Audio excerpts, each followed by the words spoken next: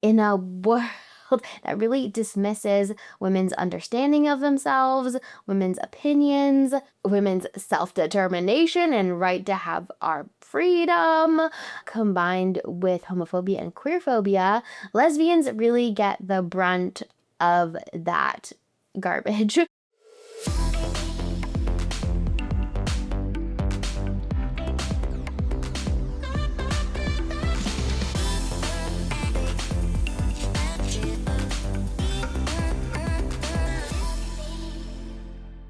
Hello and welcome to the Eva Bloom podcast. I'm your host, Eva Bloom, non-binary, lesbian, late bloomer coach, inclusive sex ed speaker, and community facilitator. The Eva Bloom podcast is all about giving you the tools and frameworks you need to make sense of your coming out journey, find confidence in dating and beyond, plus a little bit of personal storytelling from me to help you feel a little bit less alone. When I'm not supporting late bloomers, you can find me reading a sapphic sci-fi or fantasy book, starting a new craft project, or playing board games with friends. The Unlearn podcast comes out every single week on Monday, so please subscribe if you are not already on YouTube, Spotify, Apple Podcasts, wherever you get your podcasts. We have new episodes coming out all about second adolescence, coming out, labels, queer culture, and beyond. I'm so stoked to have you here. If you want even more late bloomer support in busting queer imposter syndrome, healing from combat, and creating your beautiful queer life, my live 8-week group program, Queer Enough, is now open for folks to join.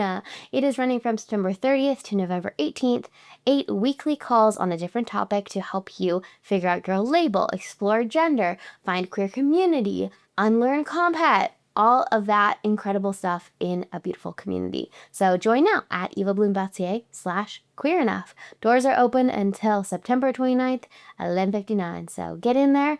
A bunch of spots are already snagged, and there are limited spots available in this intimate program, but I'd love to see you there. This week, we are talking about one of my all-time favorite things to talk about, and that is lesbians. As a non-binary lesbian myself, I am very passionate about talking about all things lesbian, very near and dear to my heart, and I'm very excited to be debunking a bunch of myths about lesbians and setting the record straight. And by straight, I mean very gay.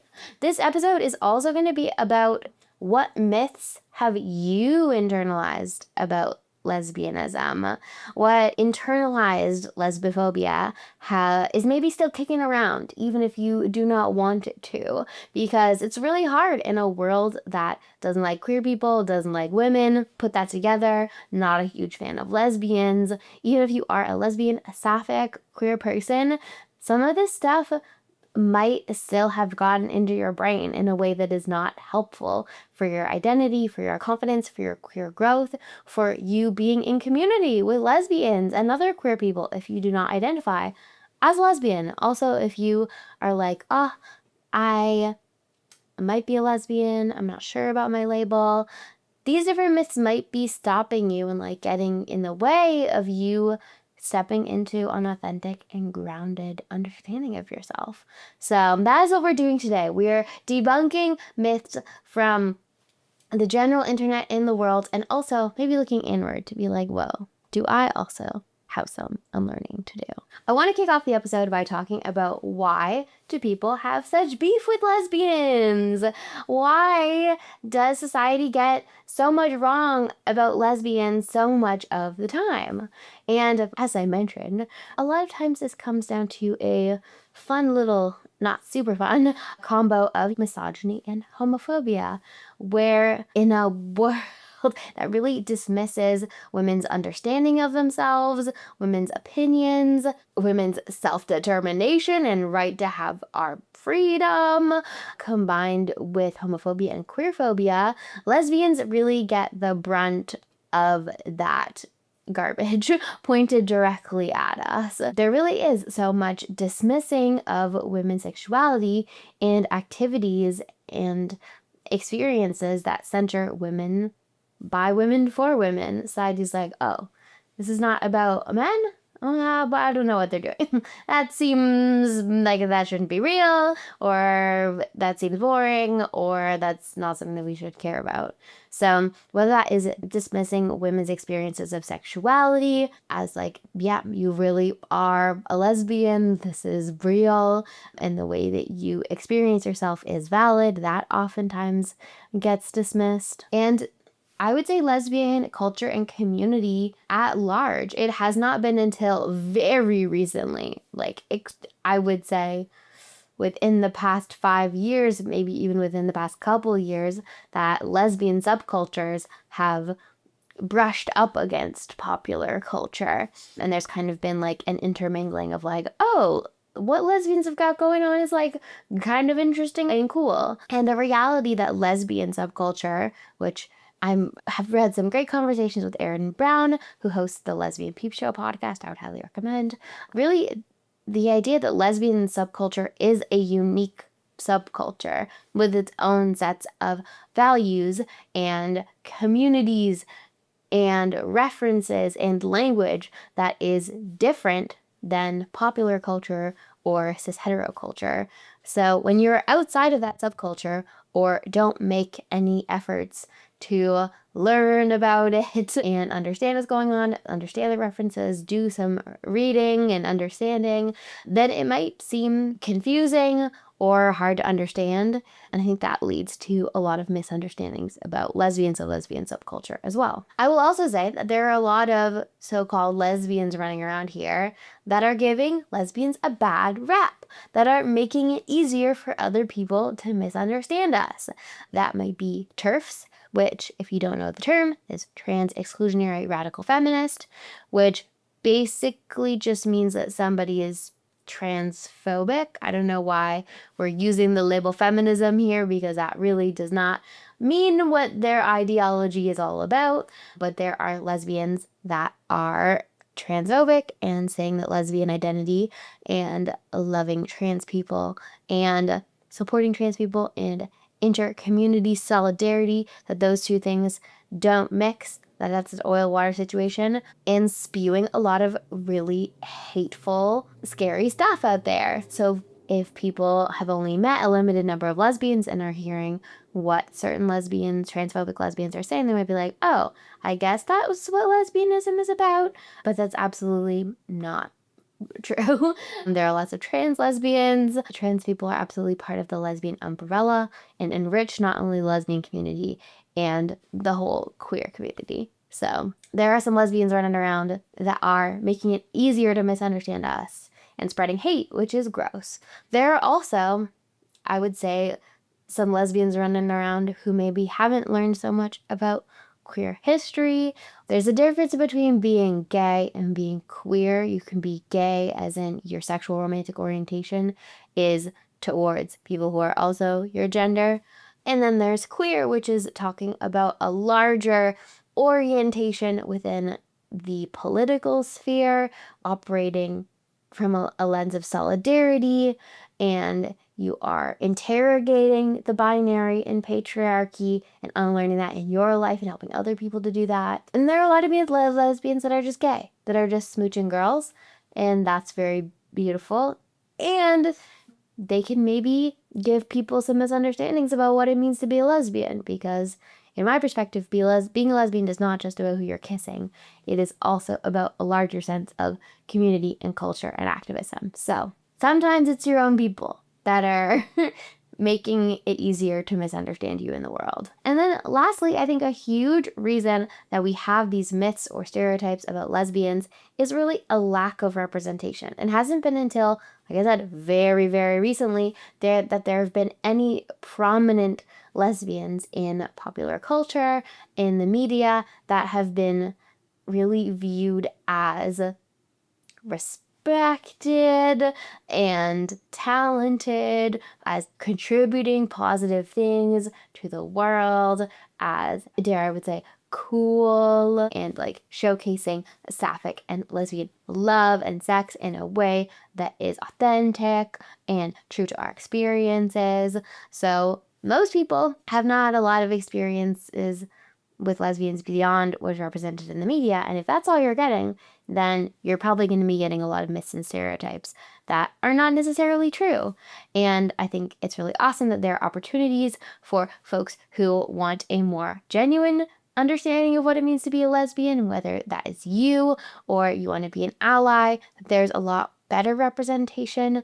There are a lot of amazing artists and authors and speakers, public figures who are creating arts and work and conversation that is really authentic to the lesbian experience that I'll talk about at the end if you want to do some unlearning yourself. So yeah, those are some of the reasons why I think a lot of people get lesbians wrong, whether that's within the community or outside of it. So without further ado, let's tackle some of these myths about lesbians that maybe you have internalized. We're going to start from myths that are coming from the larger dominant cis hetero culture that may be internalized. Next, we're going to be moving on to myths that are maybe being perpetuated by our own community, which is really devastating, and how we can unlearn those as well. And then ending off on some positive places that you can look for lesbian representation and different things that you can do to help rewrite these stereotypes and narratives around lesbians to be positive and celebratory, because being a lesbian is beautiful. And I'll talk about some things I love about being a lesbian. Okay, let's start with some myths about lesbianism that comes from the wider cishet community.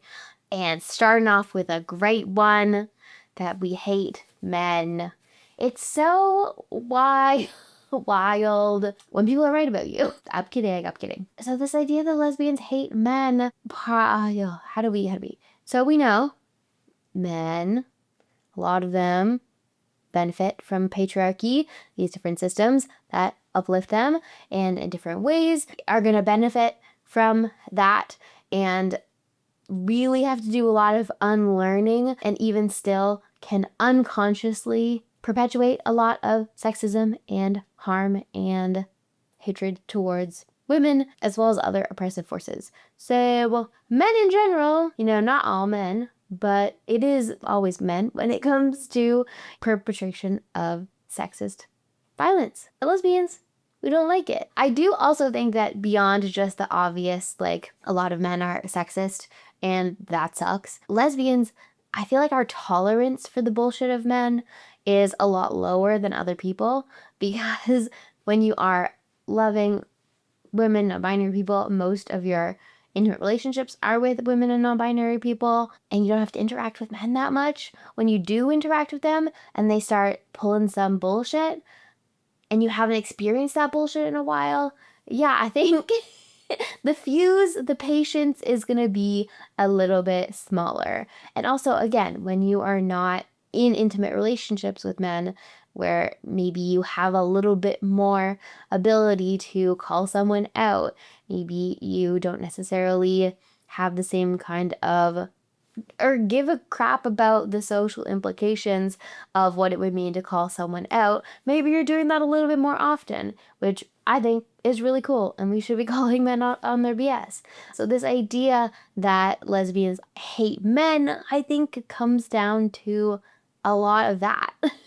That we are less uncomfortable in the face of calling men out on their BS, and that we have a higher standard maybe for the kind of people who are hanging around with us and in our social bubble in terms of not being sexist. So some people are like, wait, does that mean you hate men? I'm like, oh no, if you think we hate you, then maybe you have some internal reflection to do about the type of man that you are. And I would say also, in terms of unlearning this myth as a lesbian, comes down to self-love and unlearning sexism and white supremacy in your life, and recognizing that you are allowed to be surrounded by people who are not sexist to you. And that's not too much to ask, that you're not being aggressive or weird, to be like, hey, I want you to treat me with respect. I don't want you to harass me. These jokes that you're making aren't cool. And I think that's a really beautiful process that a lot of lesbians go on, to really have a stronger understanding of our boundaries and the ways that we want to be treated and the types of communities that we want to create. So much love to all the man-hating lesbians everywhere. I think this really ties into this idea or this myth of lesbians being mean or being angry. Do you mean that lesbians are mean, or do you just mean that we have boundaries? This idea of like Chapel Rowan is like a mean lesbian when she literally just has boundaries about how she would like the world to interact with her. That's like not doing too much. You're allowed to be like clear about how you want people to interact with you. That's not mean. That's just having boundaries and not letting people have unlimited access to you in whatever way they would like. And in a world that expects women to not have boundaries and let ourselves be harassed, it feels different, but there's nothing wrong with it. In terms of lesbians being angry, I feel like, again, it's just so wild for me to think about.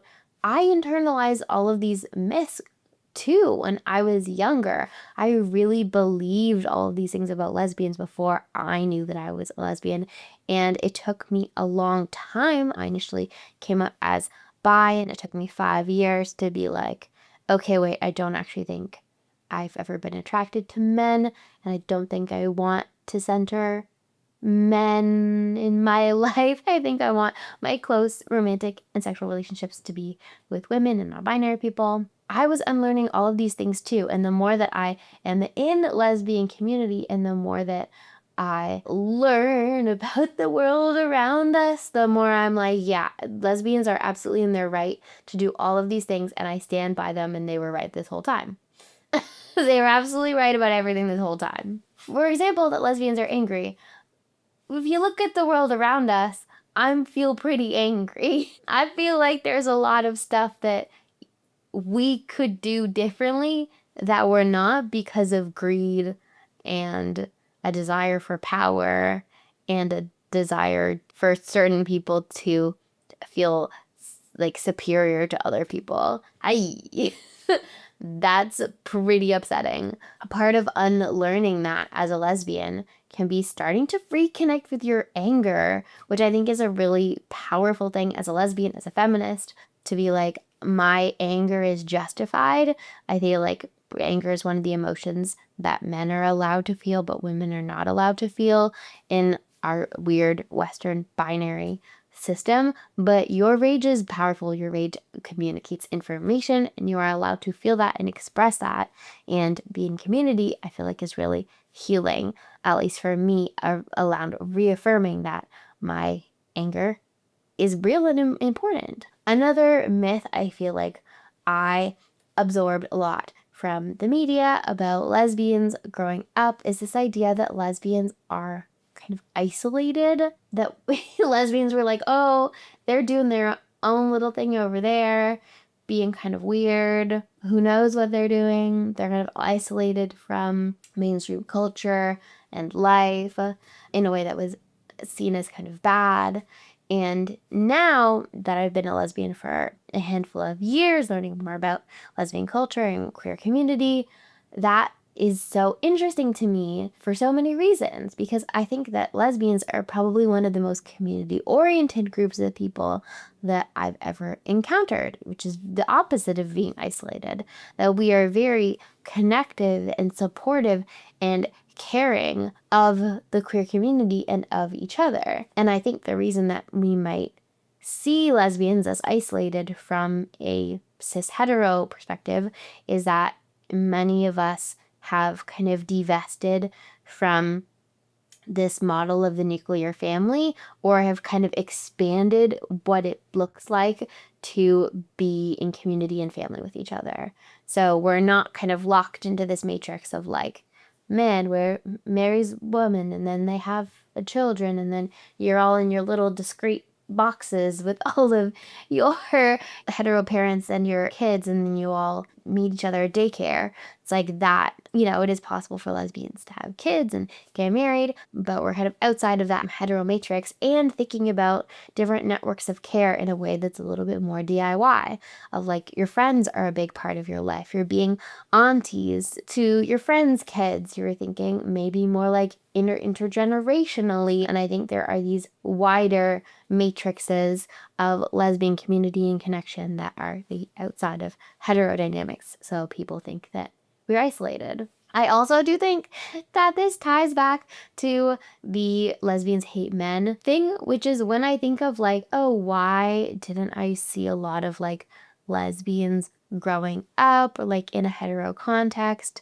And I'm like, okay, yeah, lesbians maybe don't want to hang around with men. So we're kind of separate in that way. And so I would encourage you, yeah, like if you're a man watching this podcast, I don't know how you got here, but respect. I think it behooves us to be like, okay, if I don't know any lesbians, maybe I'm doing something wrong.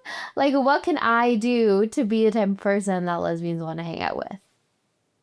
Maybe we got to ask ourselves that question. Another huge myth that I very much internalized growing up and coming into my lesbian identity, it was like, it's hard, is it the idea that lesbians are unattractive, which, shut the heart, simply devastating as a lesbian to think about this, because as a woman, so much of your value is rooted in your attractiveness. And so to call lesbians ugly is to really say that they hold no social capital in this society. And that's so upsetting and fucked up. I think especially because growing up, a lot of the mainstream representation of lesbians were masculine lesbians or butch lesbians, think of like Rosie O'Donnell or Ellen, and the idea that because men maybe, or a lot of men don't find that attractive, that therefore all lesbians are ugly is so frustrating. Something I had to learn was that there's no universal set of things that are attractive to everybody. That is an absolute myth that is peddled to you, and also peddled to me in my undergraduate human sexuality class, where my prof taught about evolutionary psych and a bunch of BS about these universal rules of attraction, supposedly based on evolution, that I really don't think tell the full picture. Attraction is so personal. It is so personal. So every different person is attracted to different things. So yeah, lesbians are hot as shit. But because people are attracted to different things. Masculine lesbians are so incredibly hot and sexy. Feminine lesbians, hot and sexy. People who fall in the middle, hot and sexy. Just because people are not catering to what men find attractive does not mean that nobody is finding them attractive. A lot of people are. And that is also to say that lesbians look so many different ways. Like I said, there are femme lesbians, and femme lesbians don't look straight. Femme is a specific role and identity and form of expression that is queer and historically within the queer community. Femme is more than just about wearing lipstick. It's about a larger political expression of femininity that is for women and non-binary people and for the person themselves. And that femmes have specific roles and like kind of legacy within the queer community. A little rants on femme, but what was I gonna say? Lesbians are hot. Whether you're into femme people or you're into masc people, lesbians are hot. If you are a lesbian or a sapphic person that's helping to unlearn this idea, oh my gosh, I feel like it is hard because social media still really prefers and has a lot of biases that are fatphobic, white supremacist, in terms of really uplifting lesbians that are white and thin and cis and femme. But I promise you, there are a lot of lesbians out in this world who are displaying a huge variety of expressions and body types and like so many different hot and sexy lesbians, and you can find them out there. So I want to affirm that you don't need to look one specific way in order to be attractive as a lesbian, and that lesbians are attractive in all of these different expressions. Before I move into talking about what are some of the different myths about lesbians that I feel like are especially perpetuated by the queer community, I want to share about something very lesbian that I'm very excited about, which is Wet for Her, which is a spicy toy brand created by and for lesbians and the sapphic community. They design toys with sapphic intimacy in mind, and you can tell that there is a lesbian in STEM hard at work behind the scenes making toys that are absolutely incredible. So I want to talk about one of them today, which is the Fusion 2.0, which is a vibrating toy, which you can see here for different play. Because one of the myths about lesbians is also that lesbians have intimacy a specific way, or that lesbians, if we're using something like this, we're trying to mimic having sex with men. I don't know. There's no man in this box. That's not what this is about. I don't know, it's so wild that our like bodies have different erogenous zones in different places, and you can like stimulate that using different shapes, and if your partner attaches one of the shapes to their body, you can feel really intimate for them giving you pleasure. Whoa. There's no one way for lesbians to have intimacy, and it's not mimicking intimacy with men. But I don't know how much I can show of this Fusion 2.0. One of the things that I have found with the Wet for Her toys, all of them, is that they are so soft. They are probably the softest spicy toys I have ever experienced, which is simply incredible. Again, it was made by a sapphic person because the sensuality, they know. So it's incredibly soft. It's also flexible, bendable. You can move it and it'll stay. So you can angle it specifically for how your erogenous zones work in your body. Also, a lot of the toys that look like this have grinding bases. They're meant to be used with a strap-on so that your partner can grind against it while they are using it, which is an incredible design. And this one also vibrates, and it has a remote control. So it can be hands-free and your partner can control the vibrations. Simply incredible. This one is the medium size, but they have small, medium, and large, I believe. So I'm obsessed. I'm obsessed with Wet for Her and their toys, and I'm so happy that they are partnering with the Elf in Bloom podcast and a couple episodes. You can use my code WETFOREVA to get a little special something for you. So tell them I sent you, and tell them thanks for supporting this podcast. Let's talk about myths that are common maybe within our own community, which is so challenging. One of them I feel like is really a hugely like internalized lesbophobia situation, and that is that lesbians are being creepy towards the people that we like, or being predatory. That I feel like is coming from the larger world. We are internalizing that in a way that is not helpful. That makes me think of all of the like pulp novels about lesbians where they're looking so like, I don't know, aggressive and like scary. And really, I feel like goes back to things like the Hays Code and censorship, where to show queer people in media that it was required by law to show them as morally corrupt or to have them die at the end. And that has really synced into our ideas of what it means to be a lesbian in 2025, which please do not let the Hays Code win. Please do not let these laws or these things that people thought in the early 1900s impact how you are living your life as a lesbian. Lesbian desire is not dirty, it's not predatory. It is incredibly beautiful to be attracted to a person that is like hot, to be attracted to a person that is a positive experience. And as long as you are respectful, if somebody says no or does not want to be pursued, and you are looking out for the possibility of a no and respecting that, then you're not being creepy. You got it. You nailed it. Oh, another common myth about lesbians that I literally saw in my comment section today on Instagram. That's fun. Is that lesbians hate bisexuals. We don't want to date them. Wow. It's so hard out here. Why are we fighting when we should be smooching?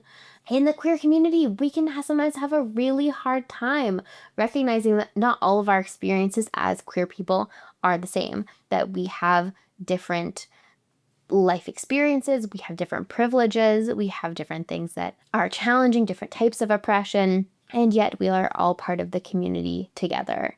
And we can recognize those different experiences of challenge and oppression and continue to work together for equality for all of us. No, like, lesbians do not hate bisexuals. There might be some lesbians who are biphobic, but those are not all lesbians, and they have their own issues to work through. Lesbians might recognize that there's a difference in our journey and our experience to bisexuals, and that's okay. That bisexuals have the opportunity to date men and marry men and have a certain level of security and privilege in a cis-heteronormative society. And lesbians don't have that privilege unless we go against our authentic desire and are very sad.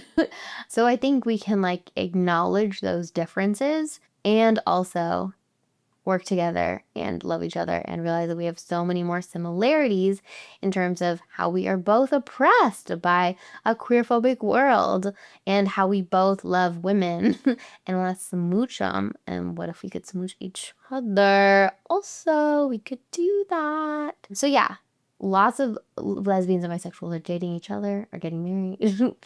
There's not this huge divide that people think there are. That's just not true. Another myth is that lesbians can't be trans or non-binary. I stand before you, a non-binary lesbian, to prove this myth wrong. Again, we have the TERF BS. People saying that lesbians are only cis women, which partially maybe that's representation, that of the very few lesbian representation that we get, so few of it is trans or non-binary lesbian. So maybe people literally don't know. When I give talks at universities or organizations and I talk about what is the definition of lesbian, most people just think it's two cis women being together and they don't know. So this is our opportunity to maybe spread a little bit of education that lesbianism is more than just two cis women, and that lesbianism is about attraction to women and non-binary people, whether that's romantic or sexual. And if you're a trans woman who's only attracted to women and non-binary people, congrats, you're a lesbian. And for a lot of lesbians, we can have a complicated experience of gender in a world where womanhood and heterosexuality is so intertwined. And there's really been a historical precedent to lesbians who have been gender expansive, who've been non-binary, that if you feel your personal experience of gender is not man or woman, but you're exclusively attracted to women and non-binary people, congrats! Great!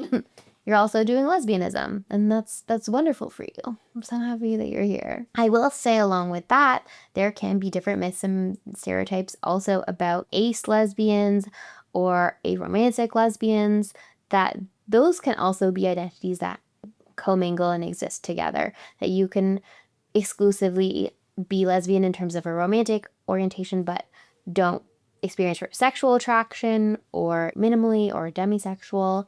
And the reverse is also true, that you can be aromantic but lesbian exclusively in a sexual way, and that those experiences are absolutely real and valid as well. I would love to end this episode by talking about some positive things about lesbianism, talking about why I love being a lesbian, which is so many reasons, and giving you some different positive lesbian representation that you can go off and absorb in the world as well. So some of the things I love about being a lesbian, when I asked my girlfriend this, I'm pretty sure the first thing they said was that they don't have to interact with men very much, which honestly, slay. I really love the creativity of lesbian community, the way that we show up for each other, the way that we love each other so radically as our whole self without these cis-hetero expectations or gender roles about who we should be or what roles we should play or how we should express ourselves. I feel like that type of love and community is very profound and powerful and life-changing. So I'm very proud and happy to be a part of it. Also, let's give it up for lesbian relationships, lesbian intimacy. We show good for her. Yeah. This is good stuff. It feels very good to be loved by a woman, is very profound and special. Beyond these hetero norms, just getting to be seen as your full self and being in a lineage of queer and lesbian history is very powerful. All the lesbians that have come before us, working to make the world safer and more beautiful, and who carved out space for themselves and their art and their community and their love, is very meaningful. So those are some things I love about being a lesbian. Please tell me in the comments what you love about being a lesbian. We can have a big love fest all together. Lastly, in terms of how to continue to unlearn these myths and stereotypes about lesbians and to create new narratives in your head about lesbian positivity and the joy and beauty that can come from being a lesbian, I think representation is so powerful and important. Our imagination, if we can't see it, it's really hard for us to believe it and feel it in our body. So here are some people that you might want to check out. In terms of content creators, public-facing people, some of my faves right now, Jordan Myrick, who hosts Gastronauts on Dropout, which is a food comedy show. Zane, who's Zioza on Instagram, just hosted a performative mask contest in Toronto and New York. They're a great lesbian to follow on the internet as well. Ali Patel, who founded the Queer South Asian Women's Network, is an amazing activist around lesbian South Asian experience. They're really amazing. There are also so many books about lesbians. You can be reading those books. Some books that come to mind, I love Cariella Stetz Walters' books, and she writes some books with her wife, Faye. Second Night Stand, love, got some lesbians. Katia Rose writes a bunch of lesbians. Meryl Wilsner writes a bunch of lesbians. I love Juliet Takes a Breath as a great baby lesbian, baby dyke book by Gabby Rivera. Very obsessed with that. There are also, I feel like music is such a powerful healing modality around lesbian affirmation. There are so many lesbian artists. Some faves right now, Molly Grace, Kat Burns, both of whom I have crushes on, which I didn't realize because combat still affects you, even if you've been out for many years as a lesbian. Muna, Kaylani, Renee Rapp, Toa Bird, Chapel Roan, obviously, G-Flip, King Princess, Young M.A., Sid, so many lesbians. So I would really encourage you to seek out lesbian public figures, lesbian music, lesbian books, lesbian art, lesbian artists who are portraying lesbianism in a positive and beautiful way. Can be really healing and powerful for unlearning all these myths and feeling confident and pride in your lesbian identity.